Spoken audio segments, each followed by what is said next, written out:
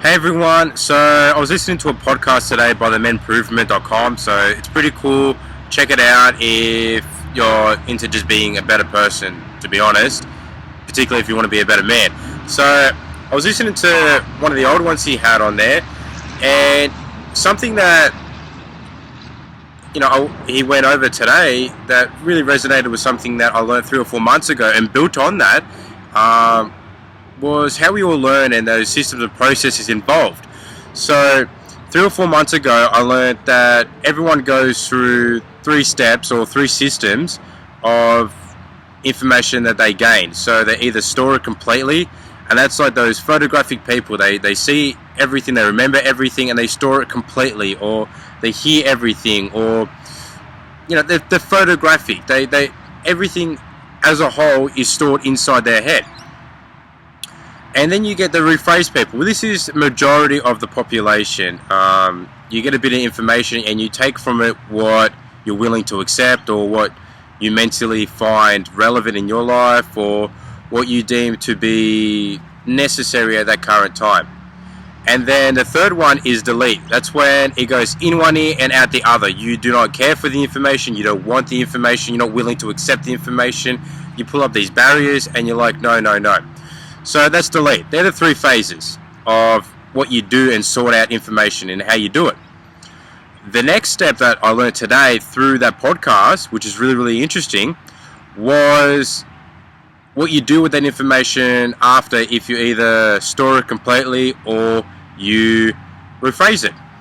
And the first step is you're aware. So you become aware and you enter this phase as soon as you learn of this, new systems or information in which you're learning, or you read a new book and you become aware of everything that's teaching you. Or take me as an example. I've become aware that a certain amount of body systems, or a certain amount of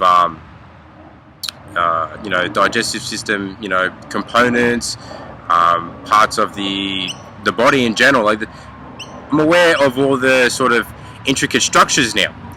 It's the second phase, understanding, where you build on the mechanisms for that, how everything seems to sort of connect. It's all the nerdy stuff, I should say. It's the ins and outs. You understand it. It's pretty self-explanatory. The understanding phase.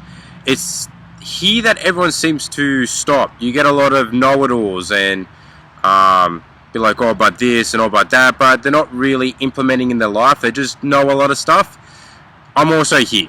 But what I aim to get to, and what I will be getting to, is the third phase, which is competencies.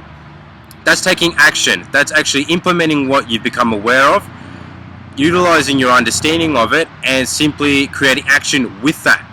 You can only create an automatic repertoire sort of a response when you start to create a competency, and that's practice. You practice what you've understood and what you've learned, and you build it so it's like a subconscious sort of action, like walking. Everyone becomes aware of the fact that they can walk, from a young age. You see everyone, all the adults around them walking. Then there becomes the understanding. They practice. They love the understanding that they can walk. This is how you do it.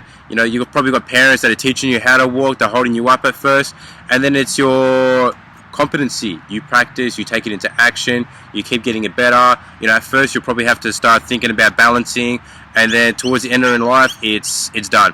If you can't remember back then, it's the same as a bike. You see people riding bikes, you become aware of bikes.